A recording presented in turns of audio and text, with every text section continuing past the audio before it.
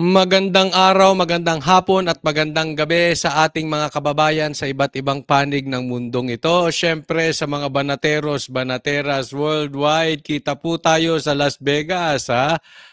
Mag-iikot po tayo dito sa Amerika dahil po maraming magiging gawain dito, maraming magiging rally. So kung asan man kayo, standby lang at i-announce po. Magkakaroon naman po ng announcement ng SMNI kung saan-saan po ang magiging activities, rallies, etc. ng PDP Laban. Okay, muli po Coach Oli, magbabalita sa inyo. Huwag pong kakalimutan pagpasok pa lang dito, like po agad and sana mag-subscribe po. Yung mga hindi ko pa po subscriber ay mag-subscribe dito sa channel. Muli, Coach Oli News PH. Ito po ang ating pag-uusapan ngayon. BBM. Ayan si BBM. Pabagsak na po. At yung kanyang mga kaalyado, unti-unti nang kumakalas at unti-unti nang lumilipat ng kampo. Nako, delikado po. Yan po pag-uusapan natin ngayon. At syempre, ito si Tamba, may panibagong budol na po. Ipapakita po natin kung ano ang lakas ng Duterte. Okay, hindi na po natin pagtatagalin. Dediretso na po tayo agad-agad sa balita dahil kay Coach Oli, bida ang balita. Nako po, eto, pag-usapan natin ito. Approval ratings ng mga naging presidente. Okay? Ito po ay yung simula ng kanilang 3 taon. Lahat po ang kino-compare dito, presidente. Tingnan po natin, ma-observe ninyo. Ang pinakamataas na boto ng naging presidente ay si Marcos. Meron siyang 31 million. Okay? Si PRRD po ay 16 million lang. So halos doble ang boto ni BBM kumpara kay Tatay Digong. And yet, yung unang 3 taon, ito ang kanilang ratings. Si PRRD, 87%. Si Pinoy, sumalangit nawa ang kanyang kaluluwa. Ito sa aking palagay, palpak na palpak po ang nangyari nung pamahalaan ni Pinoy. And yet, meron siyang 68% approval ratings. At alam din naman natin yung mga nag-iiskandalo na itong kapanahunan ni GMA. Pero meron siyang 30%. Tingnan nyo po, pinakabagsak, 25%, etong si Bongbong. Hindi ko nga alam kung ito si Bongbong ay pabagsak na o talagang bagsak na etong si Marcos. Etong si BBM, bagsak na. Makikita po natin yan. Hindi ko alam kung ito ba ay magiging negative pa. Ibig sabihin nito, sa kada 4 na tao, isa lang ang approve kay BBM. Yung 3, ayaw na kay BBM. Teka muna, Coach Oli, paano nangyari yan? Siya ang pinakamataas na boto sa lahat ng naging presidente with 31 million. Ito po yung sinasabi natin na lakas ng Duterte. It shows. Tandaan natin, tumakbo Vice President ito si Bongbong Marcos. Natalo siya kay Lenny. Kay Lenny lang talo na siya. And it represents the 68% of Benigno kasi alam naman natin dilaw yung linya na yan. So before that, talagang mahina ito si Marcos. Talagang ito inabatak lang. Probably is because of Sara. Pero one thing for sure, if not for Sara, it's for sure because of Tatay Digong himself. Kasi dala niya yung suporta ng mga DDS na ang talagang sinusuportahan ay si Tatay Digong. Kitang-kita rito sa ratings na ito. After 3 years, malakas pa rin si Tatay Digong. After 3 years, bagsak na si BBM. It shows, ito ay talagang budol. Kasi, syempre, maganda ka eh. Maganda. Maganda ang iyong imahe, pangalan. Pinagkatiwalaan ng taong bayan. Teka muna, bakit ito inendorso ni BP Sara? Bakit sumanib dito? Sa katunayan, sa lahat, halos ng mga natanungan ko, bakit kayo nagpabudol dito kay Marcos? Bakit? Siyempre, Duterte si Sara. Pero hindi ba kayo nag-isip? Alam mo, karamihan ng sagot nila, halos lahat sila, ang sinasabi, kaya namin binoto si BBM dahil ipinangako niya yung continuity ni Tatay Digong. Kung ano yung hindi natapos ni Tatay Digong, itutuloy ni Marcos. Diyan pa lang kitang-kita nyo na talaga namang nanalo lang ito si BBM because of Tatay Digong. Kaya apakalaki ng utang na loob nito si BBM. He will not even win for a vice president kung ito ay hindi kinarga ni BP Sara.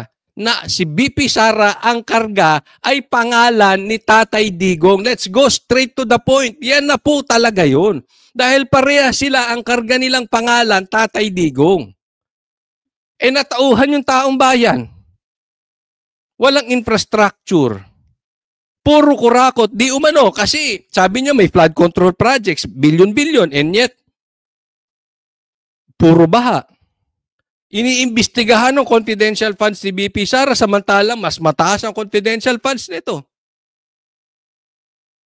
Binaboy ang relihiyon ni Pastor Kibuloy ng KOJC. Yung katedral nila binaboy. Si Tatay Digong pinahuli, pinakidnap, dinala sa Hague.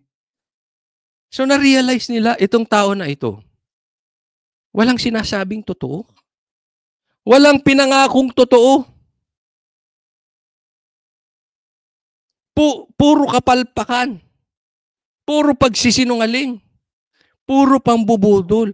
Pero mas masahol pa siya kay Gloria. Mas masahol pa siya kay Pinoy.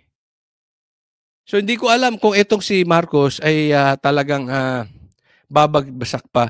No, ito yung sinasabi nila na hindi totoo na kaya lang siya nanalong presidente dahil kay Tatay Digong. Maraming nagsasabi, syempre yung mga kaalyado nila, yung mga bashers natin, no. Pero alam nyo, pagka inisip mo talaga, totoo eh. Lahat ng numero, it applies. And yet, itong mama na ito, itong si Bongbong, parang lutang. Instead na sinosolve yung problema. Di ba? Yan, dapat yan, yung mga kaalyado niya, yung mga kanyang political advisor, medyo dapat, teka muna, meron tayong problema. Bagsak na si BBM. At babagsak pa yan, yung ratings na yan, babagsak pa yan.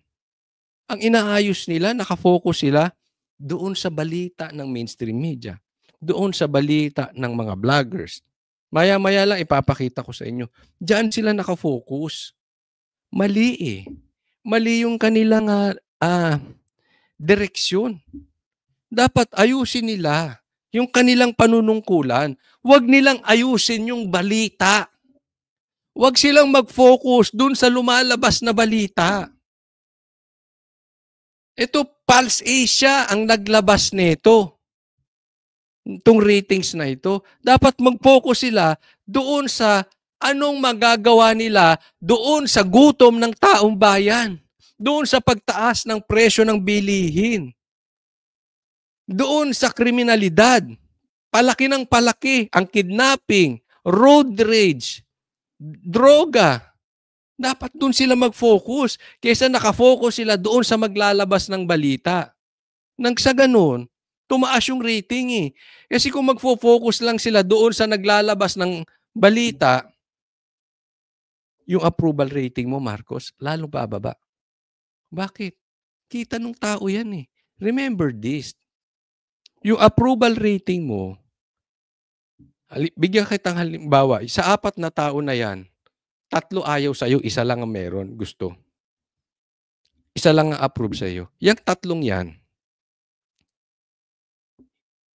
nakita nila budol ka.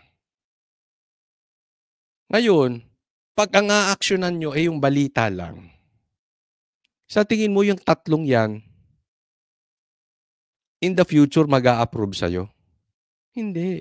Kasi kung hahabulin mo lang yung vloggers, pipigilan niyo lang yung balita, magkakaroon lang kayo ng spin, magkakaroon lang kayo ng propaganda, magkakaroon lang kayo ng press release. Itong 3 na ito sa 4, hindi mo mababago isip niyan. Pero yung 3 na yan, mag-a-approve yan.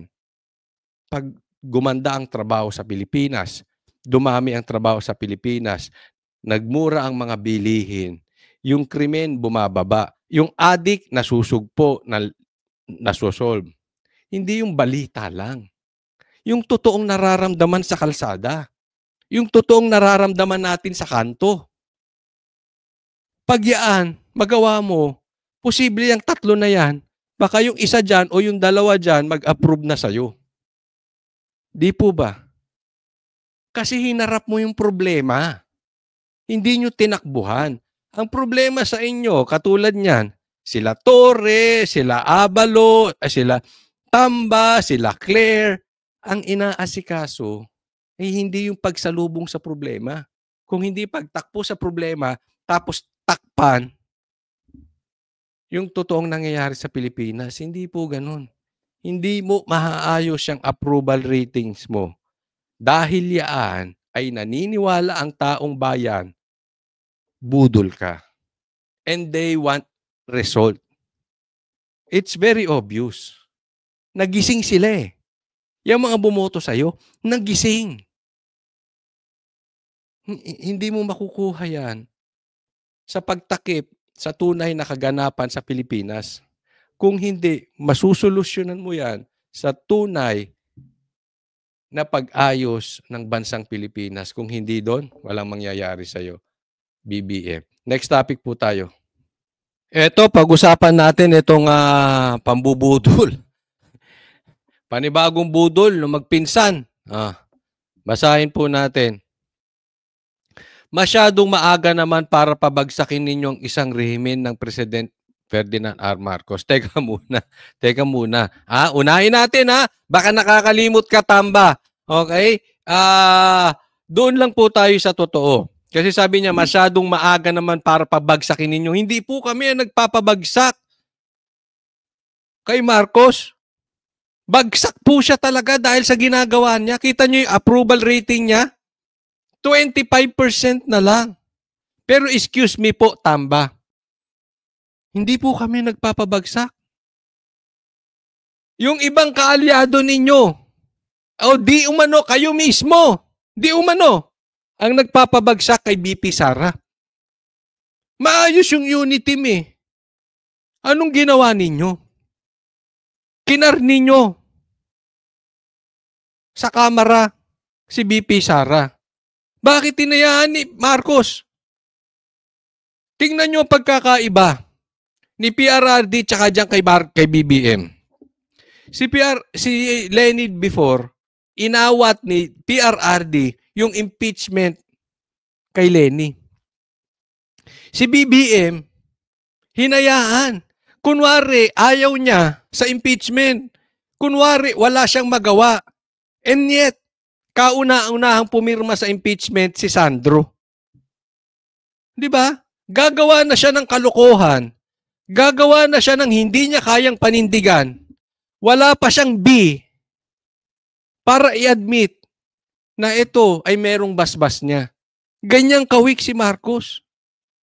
Kasi doon pa lang Bakit inimbestigahan ng confidential funds niya? Samantalang siya mismo mas malaki ang confidential funds. Kung talaga meron silang unity team, kung sila talaga ay gusto sa pagkakaisa, bakit hindi niya inawat yun? Hindi pwedeng wala siyang magagawa. Talaga bang niloloko ninyo ang taong bayan? Nasasabihin ninyo, wala siyang kamay doon? Ang sabi nga ni Congressman Alvarez, walang galaw ang Congress nang walang basbas ni Tamba. At walang galaw si Tamba kung walang basbas ni Marcos. Huwag nga tayong maglokohan. Iisa ang karakas nyo. Kayo mga Marcos, iisa karakas ninyo. Ikaw Romualdez, kayong magpinsan, iisa karakas ninyo. Budol. Mahilig kayong magbintang, mahilig kayong magbaligtad ng issue. Kayo ang unang nagpapabagsak sa Vice President. Inaatake nyo ang kanyang pagka-Vice President. And we all know, this is public knowledge. Bobo ka na lang kung hindi nyo alam na ang atake talaga kay BP Sara is atake para hindi siya ang susunod na presidente. And we all know, 2028, she will be the next president. Wag lang may masamang mangyari. Wag lang ipapatay si BP Sara. Siya ang magiging presidente. Yun nga lang nakakatakot. Kaya meron siyang sinasabi, merong gustong pumatay sa kanya. Kayo yun. According to BP Sara. So hindi po. Ito po hindi dahil sinasabi ko dahil kami mga Duterte. This is public knowledge. Gaya ng sabi ko, tanga ka na lang kung hindi alam na talagang inaatake si Vice President Sara. Kaya nga lahat ito nangyayari. Even yung pagpapadala kay PRRD sa Hague, it's because para mabawasan ang lakas ni BP Sara, para mabawasan ang lakas ng PDP senators, para matalo. Kasi kung mananalo ang PDP senators, hindi mai-impeach si BP Sara. Pero kabaligtaran na nangyayari. Lalong lumalakas ang PDP senators. No? So, yan po isang katangian ng budol. Binabaligtad. Hindi po namin pinababagsak si BBM. Kusa siyang bumabagsak. Sabi nga sa Pulse Asia, bagsak na po ang rating ni BBM. Okay? Hindi po kami may sabi nun. Bakit? Tamba, magising ka sa katotohanan.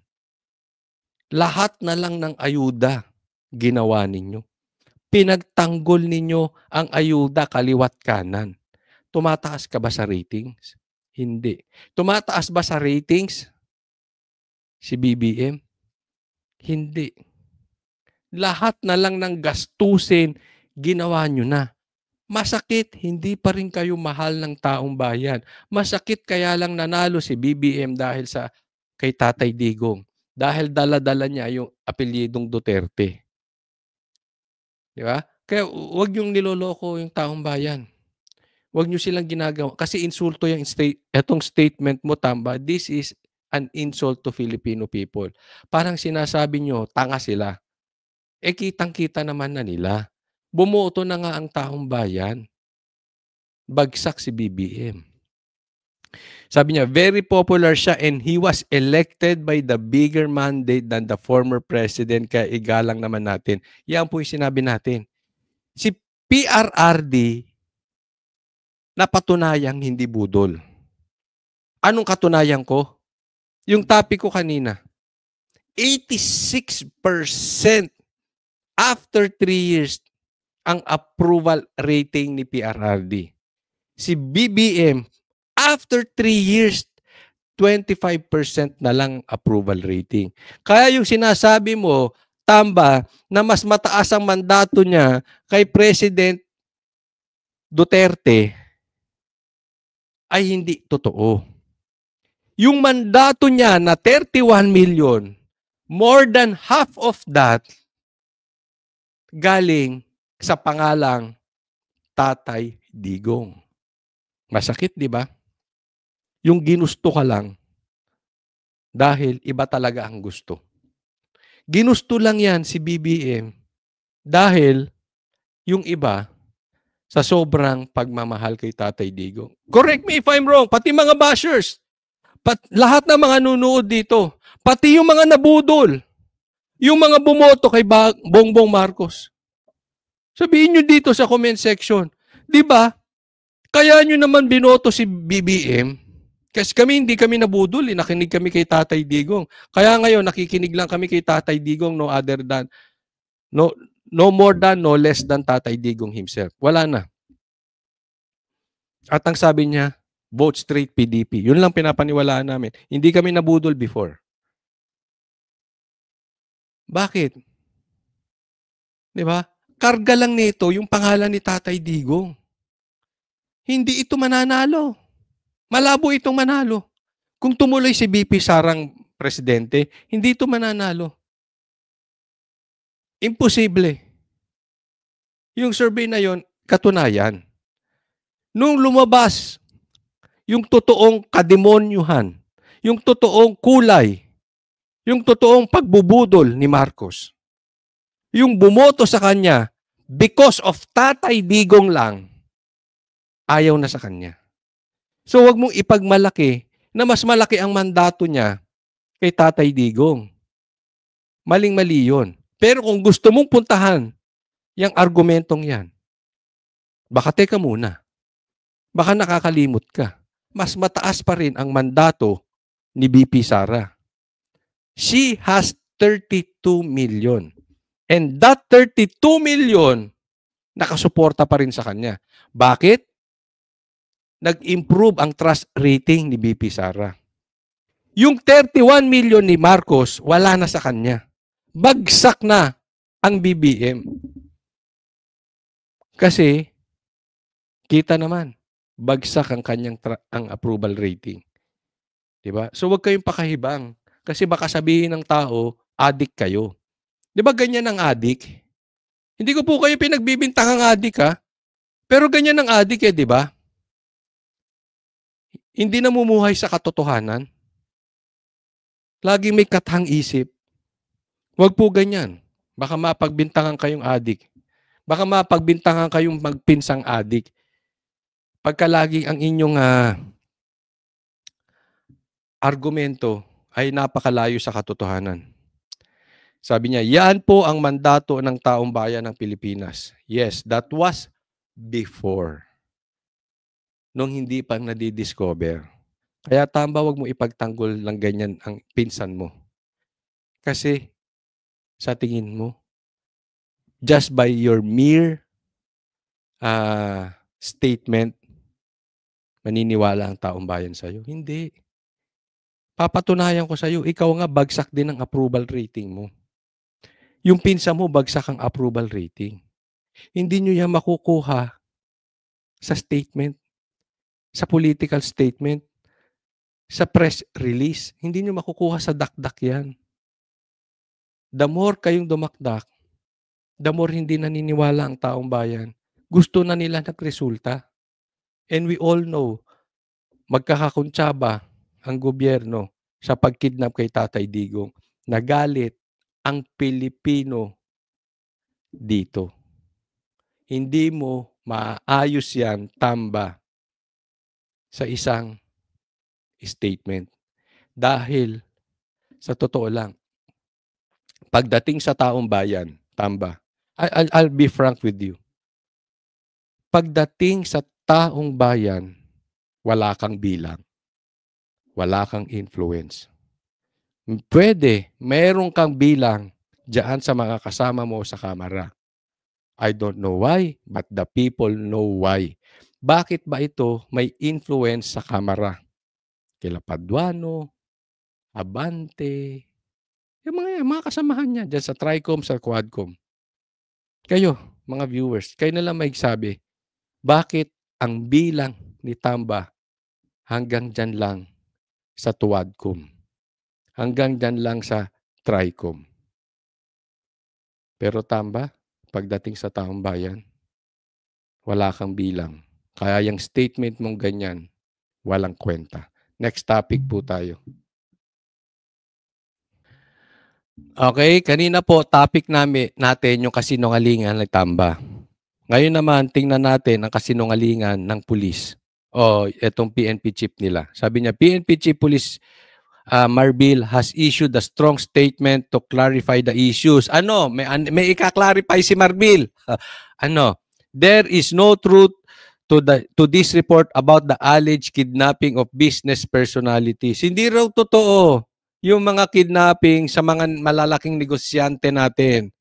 Kayo nga magsabi, dyan sa comment section, pakilagay ninyo kung sinungaling ba ito si Marbil o hindi. Kung sinungaling ba si Marbil o sinungaling na sinungaling. Ilagay nyo dyan sa comment section. Okay? Basta itinatanggi ng pinakamataas na pulis sa Pilipinas ngayon. Ang may malaking hawak ng intel funds. Merong hawak na intelligence. Merong hawak sa kakayanang mag-imbestiga. Siya po ang pinakamakapangyarihang pulis ngayon. Hindi ko lang alam kung nasisingitan siya ni Torre. Ay, si Torre, parang parang si Torre ang malapit kay BBM, parang baka mamaya mapaltang ka dyan, hindi siya, pakikita naman natin, si Torre ang umiepal ngayon, si Marbil parang ginagawang tanga, no? hindi ko sinasabing tanga si Marbil, parang ginagawa siyang tanga. Isipin mo, parang yung pinagagalaw si Torre, tas wala siyang kaalam-alam sa nangyayari. Di ba? Parang, kanino galing yung utos? Hindi daw siya nag-utos para kidnapin si PRRD. Pero kinidnap ni Torre. Biti ka muna. Ikaw ang PNP chief, di mo alam. Ngayon ikaw na naman ang PNP chief, hindi mo alam yung kidnapping. Diba? Baka hindi na ikaw ang pinagkakatiwalaan ni BBM. Baka si Torre na. Naku, delikado yan. Ano ka dyan? Nababypass ka. Para kang flower base sa Malacanang. Naiisahan ka yung itim-itim nun si Diwata. Naiisahan ka. Naku. Ay, naku, Marbil. Mahinang klase ka. Tapos hindi niya alam. Isa lang to, kung sinungaling ito si Marbil, o talagang nababypass to. Ginagawang display ni Marcos. Ay, ano ba ito? Nagtutulog sa kangkungan? Namamasyal sa ibang bansa?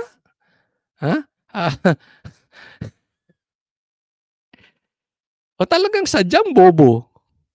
Isipin mo, harap-harapan ng kidnapping. Tapos sasabihin niya, wala? Para kasi Marcos, lutang ba kayo? Anong tinitake niyo multivitamins? Ano sabi ni Marcos? Wala daw pumasok baril sa KOJC. Ikaw naman ngayon, walang kidnapping. Teka muna. Pakisabi naman sa tao, ano multivitamins ninyo? Bakit parang wala kayong alam sa nangyayari sa bansa? Sige nga, pakisabi sa comment section, naniniwala ba kayo dito kay Marbil? Sabi niya, such malicious disinformation will not be tolerated. Misinformation pa raw.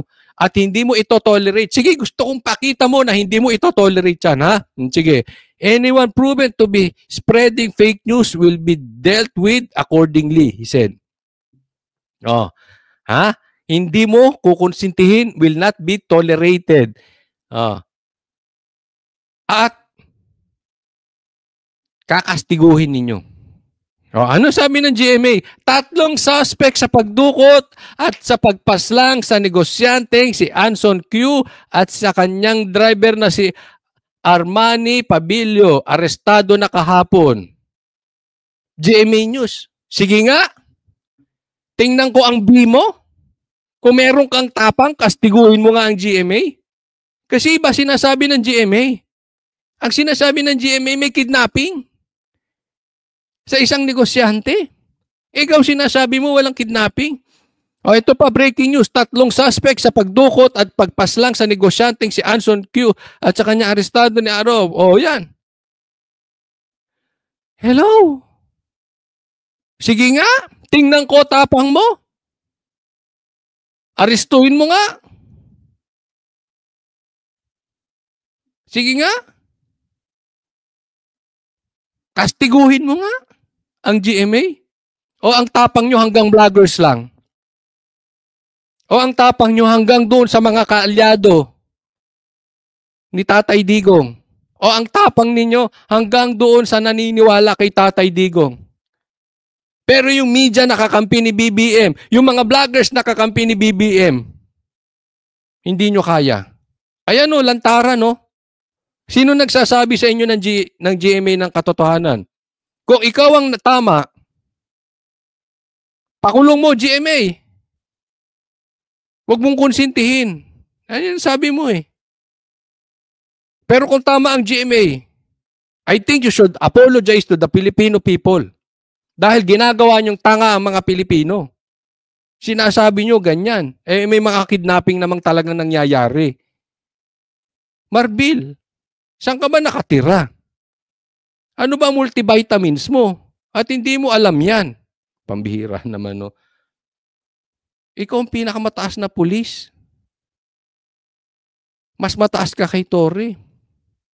Tapos ganyan ang asta mo, wala kang alam. Baka si Torre alam. Magtanong ka doon sa tao mo.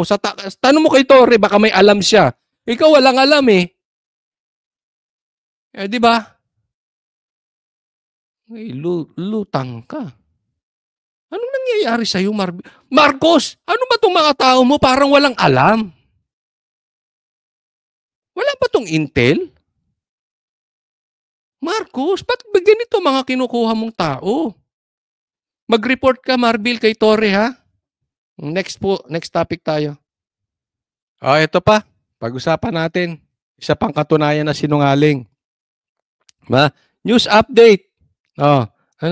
Antonio Trillanes IV nakatanggap ng negatibong net trust rate. Pambira, meron bang negative trust rating? Ano ibig mo sabihin ng trust rating? Yung may tiwala. Isipin mo, sa 10. Halimbawa na lang itong trust rating na to, sa 10. Sa 10 tao, ilan doon na may tiwala? Hindi wala. Negative eh.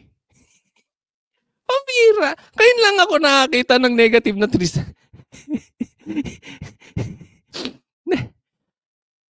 Pambira. Negative 10 noong October 2024. Ngayon February 2025, negative 22. Paano ka mananalo niyan sa kalookan? Tapos sasabihin mo, dinaya ka. Negative ka talaga eh. Ayaw talaga sa'yo ng tao. Sa bawat 10. Paano ba yun? Negative 22. So siguro yung 10 walang tiwala. Tapos yung 2 pa doon, hindi lang sa walang tiwala. Siguro kinasusuklaman siya. Isipin mo nga eh. Negative. Paano nyo ba ipapaliwanag yung negative 22? Pambihira ka naman, Trillanes, pinahirapan mo magpaliwanag ang mga Pilipino. Hindi ka lang zero sa puso ng mga Pilipino. Hindi ka lang zero sa mata ng Pilipino. Kinasusuklaman ka. Hindi lang sa wala silang tiwala sa'yo. Suklam na suklam sila. Negative 22. Yaan po ang ebidensya na kapag lumabang ka sa Duterte, ito, political suicide. Katapusan mo na sa politika. Kaya nga naman, meron tayong natatanggap na mga reports na unti-unti nang lumilipat ang mga kaalyado ni BBM sa kabilang panig or nag-i-independent na lang. Totoo man to or hindi, kitang-kita sa mga naglalabasang survey. Bumabagsak na. Kaya nga si Amy, kumapit na sa patalim. Bumulusok na. Sa lahat ng senatoriables ng Team Alyansa siyang bumulusok. Kaya ngayon, nagpapaampon kay Sara. Trying hard. Lahat po political suicide ang dumikit kay Marcos. Kaya nga yung iba, ayaw na mag-rally. Nagsusulo na lang. Yung iba, gusto independent na lang ang diskarte. Dumidistansya na kay Marcos. Dumidistansya na kay Tamba. Yung iba talagang lantarang umayaw na. At marami pa raw aayaw. Yung iba lang hindi maamin kasi siyempre nakaupo pa rin si Marcos pero hindi na sinasama. Sa katunayan, ang balita, nahihirapan na silang magkaroon ng rally sa iba't ibang panig ng Pilipinas. Dahil wala na, matamlay. Alam niyo po yung rally nila? Subukan ninyong umattend. I challenge the bashers. Try niyong umattend ng DDS rally, ng PDP rally. Yung energy ang taas. Diyan, nababalitaan namin, matamlay na. Bukod sa nahihirapan ng kumuha ng tao, kaya maraming rally ng Team Alyansa nakakancel dahil hindi tatauhin. Tapos, matamlay talaga. So, konti na, hirap na sa tao, wala pang energy. Alam mo, ang PDP, grabe siksikan kung magkakaroon ng rally. At kahit sabihin natin may mga lugar kasi na na hindi ganun kadami, ang energy ng mga umaattend, grabe ang taas. Hindi matamlay katulad kay BBM. Kaya nga mas ginugusto pa nung iba na lumipat na lang. Dahil ngayon, ang datingan, pag dumikit ka sa kampo ng Marcos, katapusan mo na sa politika. And here's another example. Kumalaban ng diretso kay Duterte. Tanong, naniniwala ba ang taong bayan sa mga paratang kay Tatay Digong? Hindi. Bakit? Kita sa survey, kung naniniwala sila sa paratang laban kay Tatay Digong, ang trust rating ni Trillanes, mataas yan. Diba? Kahit sabihin natin kalookan yan, hindi po pwedeng hindi katataas. Dahil meron kang imahe na ikaw ay talagang matapang di umanong kumalaban sa Duterte. Kung naniniwala sila sa sinasabi mo, kahit sa kalookan man lang, mataas ang trust rating mo. Ako naniniwala, baka pagtatanungin mo ang buong bansa, mas bagsak pa to si Trillanes. Wala na ito.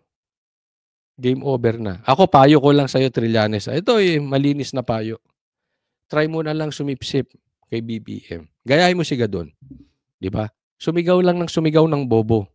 Tapos naging secretary na ng yung alibation niya. Alibation para sa mahihirap. Ano ba yun? May nagawa ba? Wala. Anong trabaho ni Gadon? Flower base. Display. Walang pakinabang. Walang pakinabang sa panig ng mga Duterte. Wala rin pakinabang sa panig ng mga Marcos. Binigyan lang siya ng posisyon para kumahol. Atakihin ng Duterte. Same thing with Claire. Wala naman silang pakinabang sa administrasyon ng Marcos eh. Di totoo, meron ba silang naitutulong sa administrasyon ng Marcos para umasenso? Wala. Ang pakinabang lang ni Gadon ay tumahol laban sa Duterte. Same thing kay Claire. Kaya wala akong karespe-respeto sa mga sinasabi ni Claire. Gwardiya. Para lang gwardiya to si Parang aso. Taga-tahol lang laban sa Duterte. How pathetic is that? How low is that? How can you imagine a secretary just being used by the president hindi para tulungan ng gobyerno kung hindi ibagsak lang ang Duterte? Tahulan ng Duterte. Yan. Wala sila. Tapos na. Goodbye sa karir mo, Trillanes, and I advise you, gayahin si Gadon, baka gawin kang secretary. Baka bigyan kang posisyon, gayahin mo si Claire, gawin kang USEC. Diba? Yun na lang ang pag-asa mo. Pero, electoral, eleksyon, wala ka ng pag-asa. Ayaw ng Pilipino sa'yo. Ayaw ng taong bayan sa'yo. Tanggapin mo yan. Sip-sip ka na lang. Sumipsip ka ng todo kay Marcos. Nang maambunan ka ng posisyon. Huwag pong kakalimutan sa mga hindi ko pa po subscriber, mag-subscribe po kayo dito kay Coach Oli. And i-like nyo po itong video na ito. Maraming salamat po. Para sa Diyos at Pilipinas nating mahal, God bless everyone. Bukas po ang rally sa Las Vegas. Kita-kits po tayo.